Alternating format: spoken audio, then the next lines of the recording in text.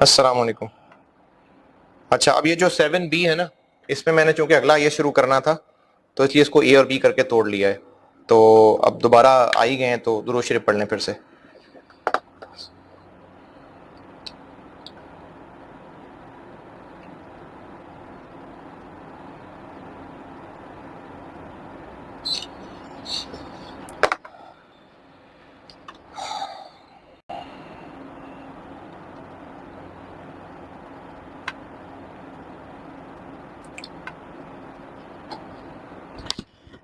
अच्छा जी, अगला टॉपिक जो है ना, ये अब सिलेबस में नहीं है,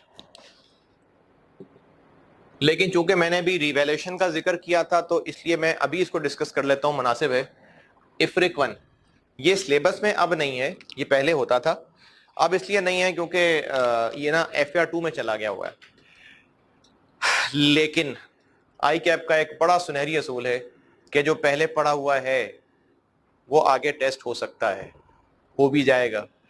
तो चूंकि ये फाइनल में पहले टेस्ट होता था कभी कभार, और बड़े सवालों में जैसे statement of changes in equity के सवाल आ रहे हैं या IS 8 का सवाल, तो उनमें ये एक पार्ट के तौर पर टेस्ट हो सकता है। हुआ भी था, तो 2017 में हुआ भी है ये।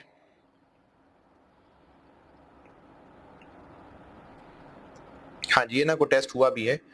तो चूंकि ये पहले पढ़ा हुआ है और आप में से कुछ लोग ऐसे हैं जो ज्यादा पुराने हैं, उन्होंने इफ्रिक 1 नहीं पढ़ा होगा और पुराना नॉलेज टेस्ट हो सकता है भी थोड़ा सा कॉम्प्लिकेटेड, इसलिए मैं ये करा रहा हूं। तो इसको आप रिवीजन के तौर पे लीजिए, ये ऑफिशियली सिलेबस का हिस्सा नहीं है, रिवीजन कह लें आप इसको। छोटा सा टॉपिक है, रिवीजन में ले लेते हैं इसको। तो जिन पुराने स्टूडेंट्स ने जो कि अब रिपोर्टिंग पढ़ रहे हैं लेकिन FR2 उन्होंने 2 साल 1.5-2 साल पहले पढ़ा था, तो उन्होंने ये टॉपिक नहीं पढ़ा हुआ, ना कैफ 7 में पढ़ा और ना यहां पर पढ़ते क्योंकि सिलेबस में नहीं है, तो इसलिए मैं ये पढ़ा रहा हूं। इतना मुश्किल नहीं है, रीजनेबल है, छोटा सा टॉपिक है। कॉन्सेप्ट समझ लें, इसका कॉन्सेप्ट क्या है। कॉन्सेप्ट ये है कि अगर हमने 1 जनवरी 2015 को एक प्लान इंस्टॉल किया और इसकी इंस्टॉलेशन पे कॉस्ट आई 300 मिलियन। अच्छा, FR2 का एक बड़ा ही अच्छा टेस्ट होने वाला IS है, IS 37, वो भी आपने खुद ही रिवाइज करना है। सारा FR2 आपने खुद रिवाइज करना है। जो ऐसे चैप्टर हैं जो FR2 में अब गए हैं या FR1 में अब गए हैं, पहले फाइनल में होते थे, वो तो चलो मैं रिवाइज करा दूंगा, लेकिन FR2 सारा आपने रिवाइज करना है। ये चीज FR2 में पढ़ी हुई है आप लोगों ने। प्लान इंस्टॉल कर लिया और इंस्टॉल करने के बाद हमने वादा किया हुआ है, कॉन्ट्रेक्चुअल ऑब्लिगेशन है कि 10 साल के बाद हमें ये जगह खाली करके प्लांट उखाड़ के जाना होगा और हमें इसके लिए डिसमेंटलिंग की कॉस्ट पड़ेगी। हमें इसके लिए डिसमेंटलिंग की कॉस्ट पड़ेगी, ये हमने वादा किया हुआ था। IS 37 प्रेजेंट ऑब्लिगेशन हो गई टू डिसमेंटल दी प्लांट जब हमने प्लांट को इंस्टॉल कर लिया। खर्चा करना 10 साल बाद है और हम उसका लगाएंगे अंदाजा, लेट्स से ये अंदाजा है 15 मिलियन। तो IS की रिक्वायरमेंट ये है कि हम इस 15 मिलियन की करेंगे डिस्काउंटिंग 10 साल, जो इसकी पीवी निकलेगी, लेट्स से 10 मिलियन, तो इसकी अकाउंटिंग ये होगी कि आज प्लांट हो जाएगा डेबिट 310 से, कैश क्रेडिट होगा 300 से, और ये जो प्रोविजन बनेगी, प्रोविजन फॉर डिसमेंटलिंग क्रेडिट होगी 10 मिलियन से। ये इनिशियल रिकग्निशन हो जाएगी। ये आपने FR2 में पढ़ा हुआ है। ये IS 37 और IS 16 ये दोनों मिला के ये बात करते हैं। तो ये FR2 में पढ़ा हुआ कॉन्सेप्ट है। अब इफ्रिक 1 क्या है?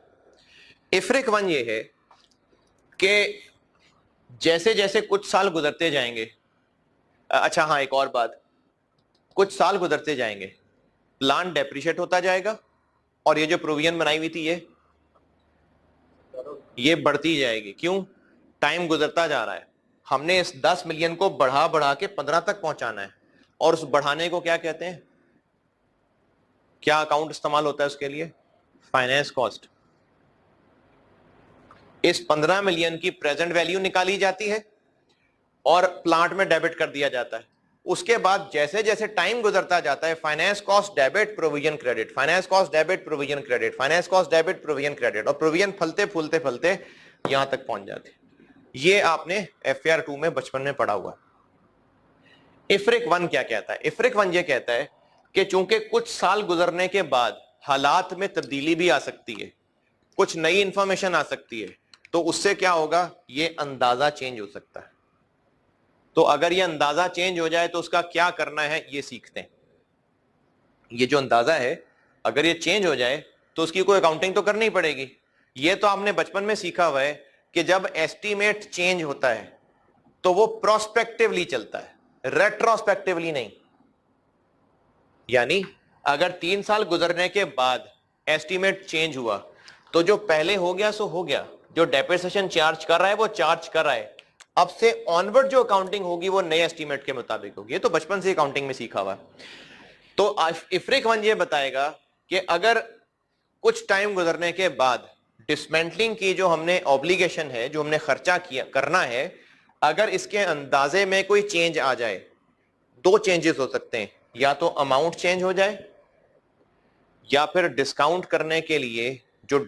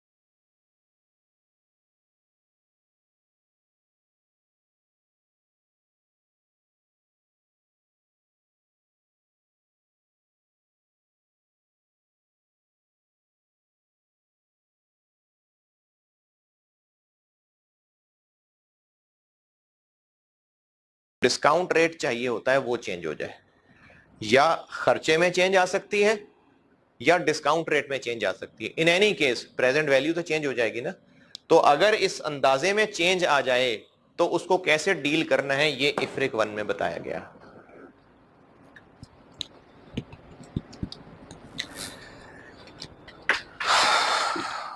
तो आप ऐसा करिए कि वो जो आपको मैंने इफ्रिक 1 का क्लास नोट्स पीडीएफ अपलोड किया है वो खोलिए।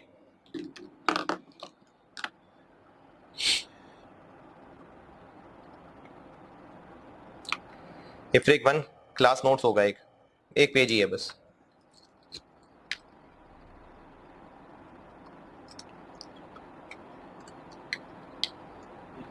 खोल लिया?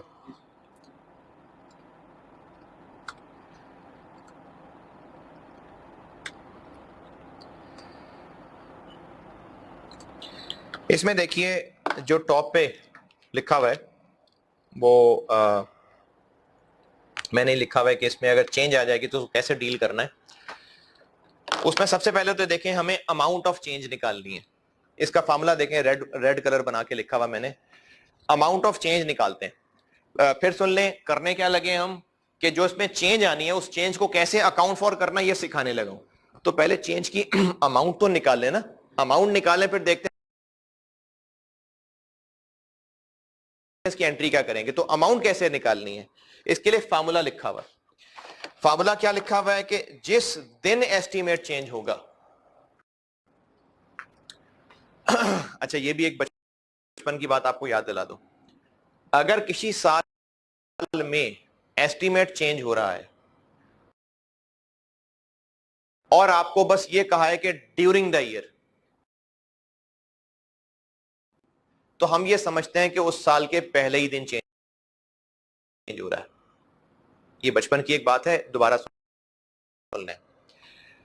अगर कहा जाता है ना कि ड्यूरिंग 2020, ड्यूरिंग 2020 एस्टीमेट रिवाइज हो गया, तो हम ये अज्यूम करते हैं कि 2020 के पहले ही दिन रिवाइज हो गया। लेकिन अगर आपको डेट बता दी जाती है, आपको कहा जाता है कि 31 दिसंबर 2020 को एस्टीमेट रिवाइज हो रहा है, तो फिर हम समझते हैं कि यकीनन 31 दिसंबर को कुछ ऐसा हुआ था जिसकी वजह से हालात बदल रहे हैं। तो 31 दिसंबर से पहले पहले वाला पीरियड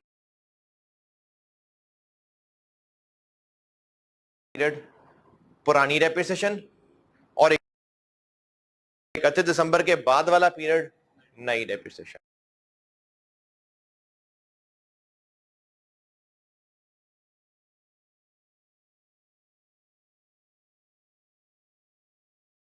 ये बचपन की एक बात थी, दोबारा सुन लीजिए। अगर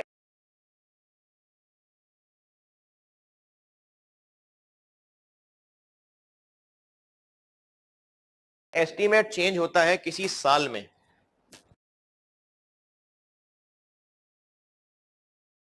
और यह कहा जाता है कि एस्टीमेट चेंज हुआ है ड्यूरिंग द ईयर, तो ड्यूरिंग द ईयर में अजम्पशन है कि शुरू में, तो उस सूरत में पूरे साल की नई डेप्रिसिएशन। लेकिन अगर कहा जाता है कि एस्टीमेट चेंज हुआ है 30 सितंबर 20 को, तो फिर 30 सितंबर 20 को हुआ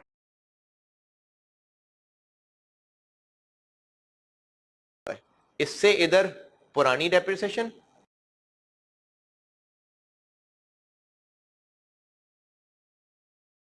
और इससे इधर न्यू डेप्रिसिएशन।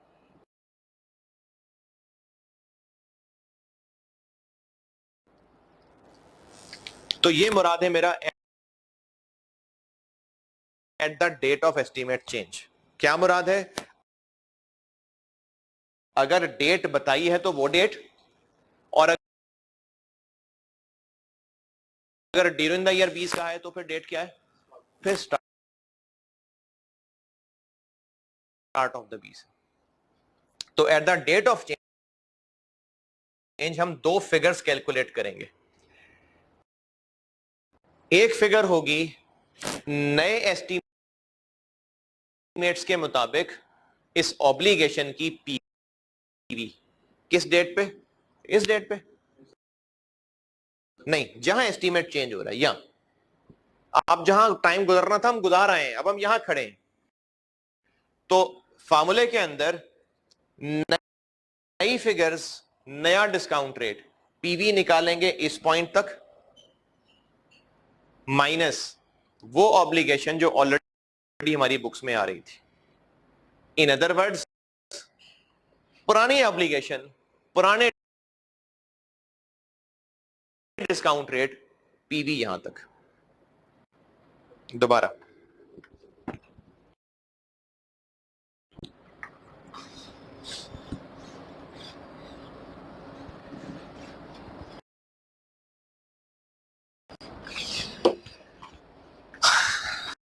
$15 मिलियन इनिशियल खर्चा था हमारा, अंदाजा 15 मिलियन इनिशियल खर्चा था। ये खर्चा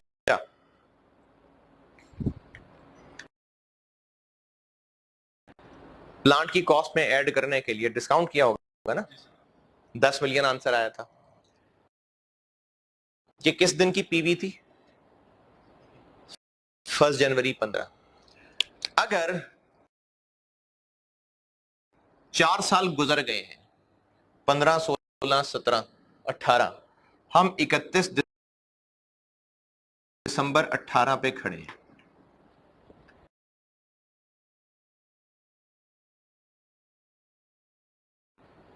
प्रोविजन का बैलेंस 10 मिलियन ही आ रहा होगा या बढ़ गया होगा? बढ़ गया होगा ना, क्यों? क्योंकि फाइनेंस कॉस्ट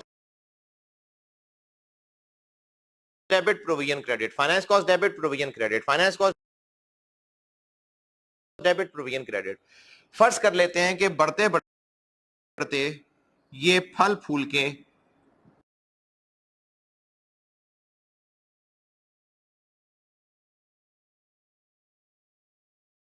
12.8 मिलियन पे पहुंच चुका हुआ था।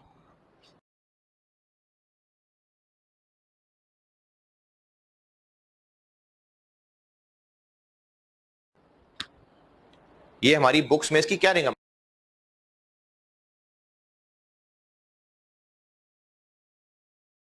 अमाउंट थी। अब एक साइंस का सवाल है, मतलब ये कैलकुलेशन का है, वैसे कह रहा हूं साइंसी सवाल है। अगर इस 15 मिलियन की डिस्काउंटिंग की जाए यहां तक बस, तो कितनी आ रही होगी? 12.8 आ रही होगी। तो हमें इस पॉइंट ऑफ टाइम तक, यानी at the date of estimate change, ये देखना है कि हमारी प्रोविजन की बुक वैल्यू कितनी है।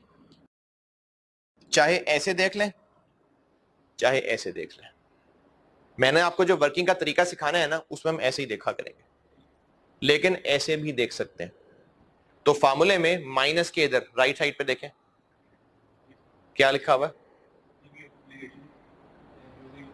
नहीं, माइनस के इधर आगे देखो ना, माइनस से आगे, यूजिंग ओल्ड एस्टीमेट। किस दिन की PV? At the date of estimate change. इसको कंपेयर करेंगे, यानी 12.8 को कंपेयर करेंगे किससे? नए एस्टीमेट। नए एस्टीमेट है लेट्स से 18 मिलियन। 18 मिलियन की पीवी निकालेंगे यहां पर, वो आ जाएगी लेट्स से 16.4। तो एक पॉइंट ऑफ टाइम पे कंपैरिजन हो सकता है ना। ये पुराना अंदाजा था, ये नया अंदाजा है। इनका अगर कंपैरिजन करना है तो एक पॉइंट ऑफ टाइम पे करना है ना, इनका कंपैरिजन नहीं कर सकते, इनका कंपैरिजन करना है। तो ये पॉइंट क्या है? जिस दिन एस्टीमेट चेंज हो रहा है। तो पुराने एस्टीमेट को भी इसी पॉइंट पे ला खड़ा किया और नए एस्टीमेट को भी इसी पॉइंट पे ला खड़ा किया। कितना फर्क आया? 3.6। ये आ गया चेंज। ये है वो जो लाल फार्मूला लिखा हुआ।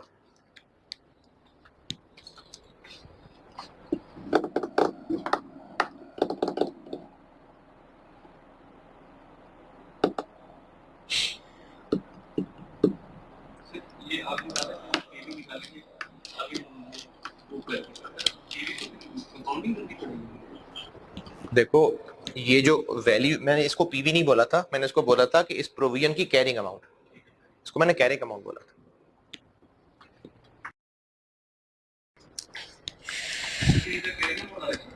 अरे मैं ऑब्लिगेशन की पीवी की बात कर रहा हूं ना।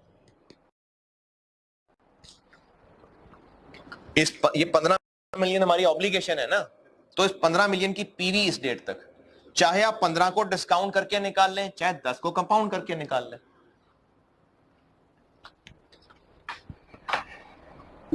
3.6 निकल आया। अब इस 3.6 का क्या करना है? इसमें देखना पड़ेगा कि एसेट के साथ क्या सलूक होता था। क्या एसेट कॉस्ट मॉडल पे होता था या रिवैल्यूएशन मॉडल पे होता था? ठीक है, तो पहले बात करते हैं कॉस्ट मॉडल की। ये आसान है, पहले कॉस्ट मॉडल की बात करते हैं। ये देखिए नीला नीला जो लिखा हुआ, कॉस्ट मॉडल पे आ गए। अच्छा, कॉस्ट मॉडल में देखें मैंने दो हिस्से बनाए हुए हैं। एक हिस्सा कहा हुआ है कि अगर ऑब्लिगेशन बढ़ रही है तो क्या करना है, और दूसरा बताया कि ऑब्लिगेशन कम हो रही है तो क्या करना है। इससे मेरी मुराद ये है कि अब ज्यादा हो गया ना, ये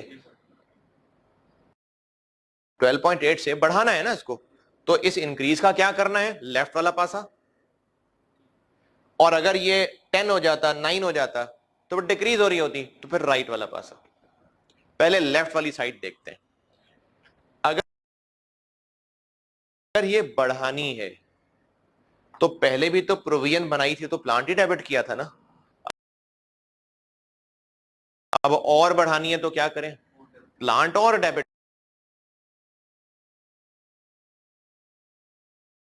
कर देंगे। तो देखिए प्लांट और डेबिट हो जाएगा और प्रोविजन और क्रेडिट हो जाएगी। लेफ्ट वाली साइड पे हूं मैं, ठीक है। चेंज इन जो ऑब्लिगेशन है वो प्लांट की कॉस्ट में ऐड हो जाएगी, तो प्लांट डेबिट हो जाएगा और प्रोविजन फॉर डिसमेंटलिंग क्रेडिट हो जाएगी। ओके अच्छा, अब ऐसा करने से एसेट की वैल्यू बढ़ गई, तो फिर वो वैसी लिखा हुआ आईएएस कहता है कि जरा देख लो, तसल्ली कर लो, इंपेयरमेंट की जरूरत तो नहीं पड़ रही, वैल्यू बढ़ा दी ना, क्या पता रिकवरेबल नीचे रह गई हो, तो जरा चेक कर लो, इंपेयरमेंट टेस्टिंग करके देख लो। ये लेफ्ट वाली साइड थी, राइट वाली साइड पे आते हैं। अगर ये नेगेटिव हो रहा है, यानी हमें ऑब्लिगेशन कम करनी है, तो पहले ऑब्लिगेशन एसेट की कॉस्ट में ऐड की हुई थी, अब उसको कम करना है तो क्या करें, एसेट की कॉस्ट में से निकाल देते हैं। तो देखिए यही रिवर्स हो गया, प्रोविजन डेबिट ये भी कम कर दी और प्लांट ही क्रेडिट कर दिया, ये भी कम कर दिया।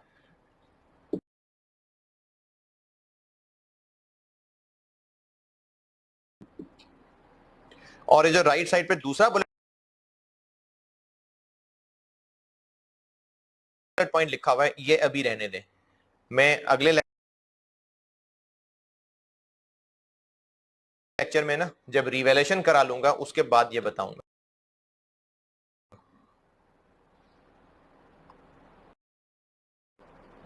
ठीक है, चलें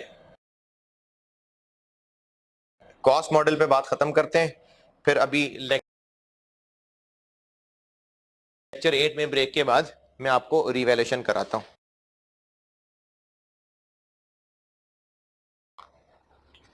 तो लेक्चर 7 वाली हदीस सुनते जाइए।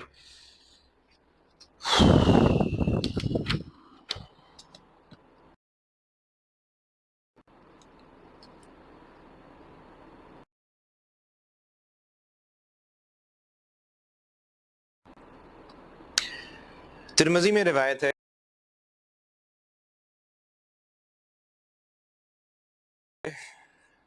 अच्छा अभी हदीसें बीएफडी में भी सुना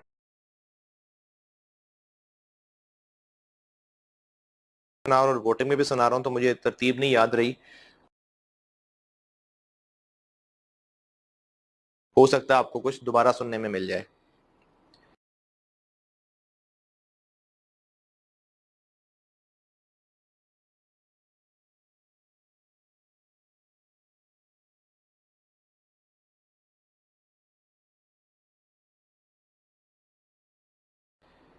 तिरमिज़ी में रिवायत है, सैयदना अबू हुरैरा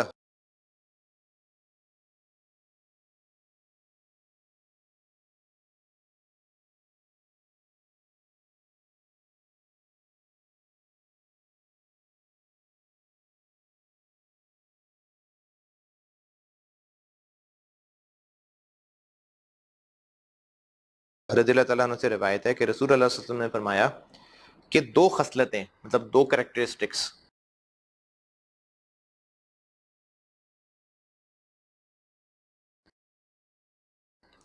मुनाफिक में नहीं हो सकती,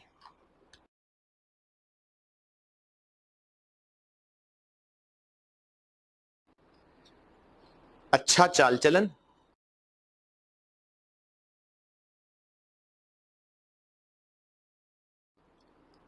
और दीन की समझ।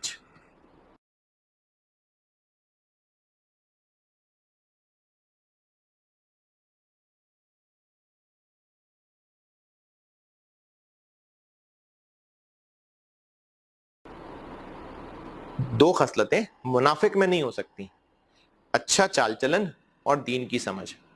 तो अगर हमारे अंदर ये क्वालिटीज हैं तो फिर बहुत चांसेस हैं कि हम मोमिन ही रहेंगे और मुनाफिक नहीं होंगे। लेकिन अगर ये दो क्वालिटीज हमारे अंदर नहीं है तो फिर बड़ा रिस्क है। तो इन क्वालिटीज को अपने अंदर पैदा करना है, अच्छा चाल चलन और दीन की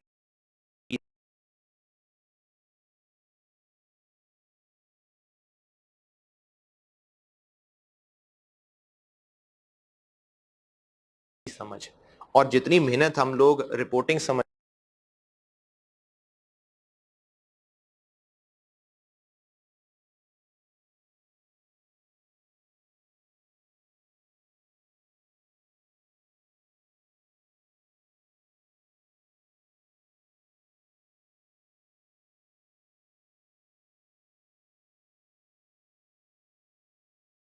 समझने में या लॉ समझने में करते हैं ना, अपने गिरबानों में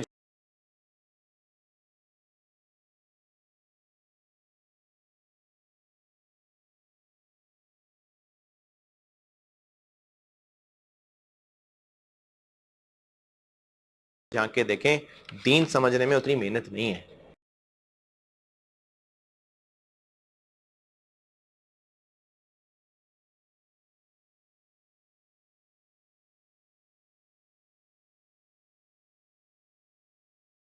तो करनी है। चलें लेक्चर 8 में इंशाल्लाह